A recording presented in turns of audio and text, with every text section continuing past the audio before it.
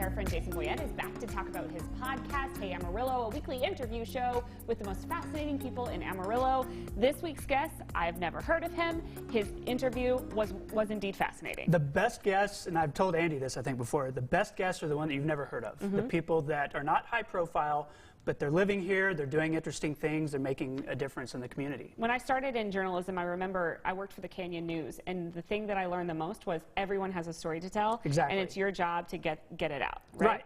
So this week's guest is Doshon Johnson, and Doshon definitely has a story to tell. He grew up here in Amarillo. He lived in poverty. As he describes it, it's generational poverty. He said generational. His mom lived in poverty. She was a single mom.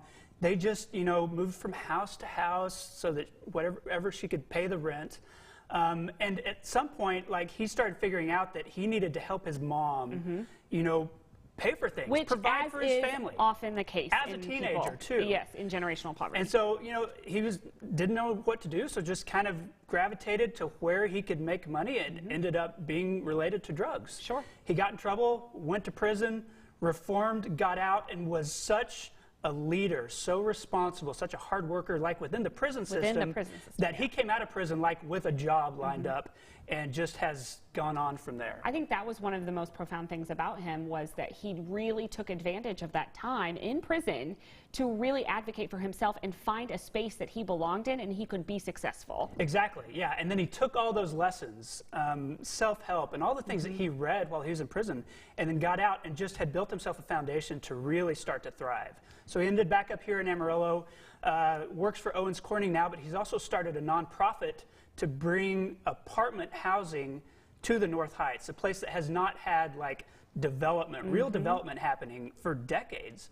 And so he wants to work with the people who are like him and his mom to give them a safe and secure place to live. Because once you put those spaces in these underserved communities, they really start to gravitate to them, and really that brings up their quality of life as well. Right. And I mean, construction projects can have a catalyst effect. You see new things happening, the people get excited, other businesses come in, other developers come in, and so it's like the thing that can be a launching pad for a bunch of other growth. I mean, he has some amazing ideas, but he also, they're not just ideas. He's really starting to put them into practice. He's doing it. He's making it happen, which I love. And if you are feeling uninspired with your life, you need to go and listen to this interview. Absolutely. Because it's really, really good. Okay, let's talk quickly about your live show that's coming up this week, tomorrow. Yeah, it's tomorrow, my first live show, so I'm going to be recording an episode of the podcast in front of a live audience. So there's some interaction. I'll have a guest. My guest is going to be Hayden Pettigo, who recently ran for city council, has a reputation that's growing outside of Amarillo, outside of Texas.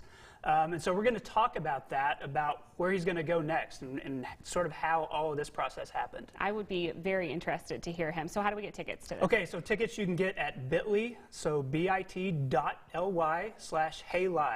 Buy the tickets there, go to my Facebook page, look up Hey Amarillo and get tickets there. Starts at 7 p.m. and we'll just record a podcast in front of a bunch of people. I think that's going to be so fun. Very cool. Jason, thanks for coming by this week. Yeah, As always, we appreciate you.